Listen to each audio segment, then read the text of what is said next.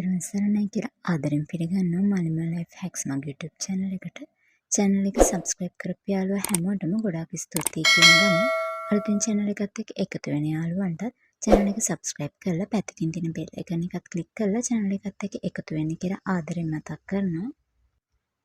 ඉතින් ඔන්න අද ඉවතරන manioc පොත වලින් හදාගන්න පුළුවන් රසම රස කෑමක් අරගෙන ආවා. අපි යමු වීඩියෝ එකට.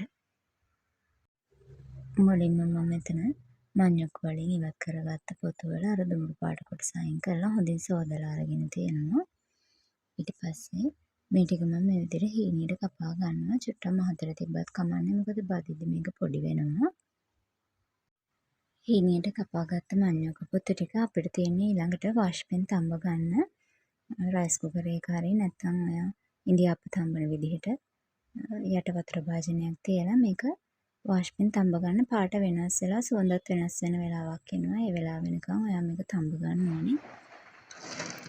ඊට පස්සේ මේ තියෙන්නේ මම තඹල හොඳින් ඔබ වේලා ගත්ත අපේ manioc පොතු ටික. මට දවසක් ඇතුළත මේ ටික හොඳට වේලා ගන්න පුළුවන් වුණා තදවුව තිබ්බ හින්දා.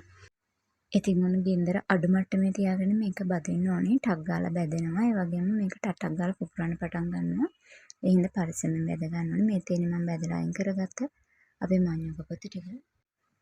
බැදලා අයින් කරගත්ත manioc පොතු වලට අර මම සීනි මුරුක්කු හදපු වීඩියෝ එකේ කරා වගේ ඔයාලට තියෙන්නේ සීනි උණු කරලා මේ ටික දාගන්න. එහෙම නැත්නම් ඔයාලට පුළුවන් මිරිස් කුඩු චුට්ටක් ඉහලා ලුණු කුඩු චුට්ටකුයි මේක පපඩම් වගේ කන්න පුළුවන් රසට.